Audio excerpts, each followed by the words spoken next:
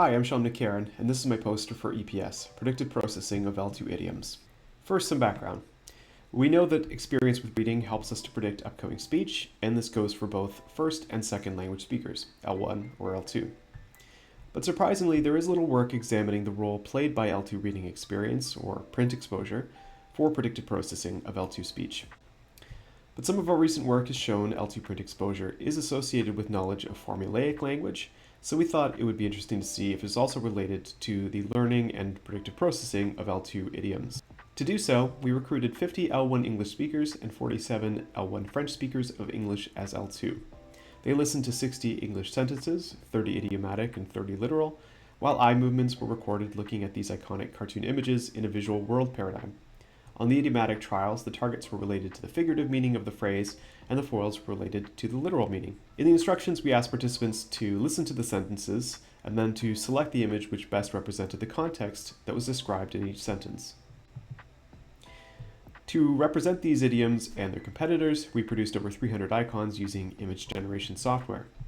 This study was carried out online using participants' webcams, and we have a script which maps participants' face and eye movements. For each trial, each participant would hear either an idiomatic or literal version of each sentence before selecting one of the images. So here the idiomatic trial would be, "He finally kicked the bucket, but I couldn't believe he was really dead." And the literal trial would be, "He finally filled the bucket, but before doing so, he lost a lot of milk." This shows the trial structure. You start out with the fixation cross for 1 second, followed by 2 seconds of a preview window, where you have a chance to familiarize yourself with the images and the semantic associations with each. Then the sentence audio plays. Each sentence has the cue phrase, then the sentence continues until the critical word is read out at the end of the sentence. This critical word reveals the meaning of the cue phrases, so by this point we know from the word dead that kick the bucket must be related to the concept of death. So in the selection screen we select the image of the grave. We also want to collect some individual differences measures, so for print exposure we used both the author fluency task, which is a semantic fluency task where you ask participants to name as many authors as they can in 3 minutes, and the author recognition test. So now let's look at the results. This is a time course graph showing the proportion of looks to targets, averaged across all idiomatic trials, and this is just for our L2 speakers here. For our predictive processing analyses, we only looked at the prediction window represented by this orange region here prior to the critical word. You can see that as time goes on, they do tend to increase their looks towards the targets. In terms of selection accuracy, L1 and L2 speakers were not significantly different. Both of our print exposure measures predicted increased looks to targets on those idiomatic trials, but the author fluency task was a better predictor for L2 speakers than was ART.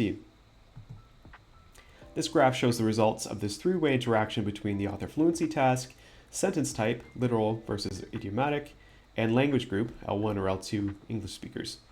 And what this shows is that for L2 speakers, AFT scores were positively associated with looks to targets on those idiomatic trials.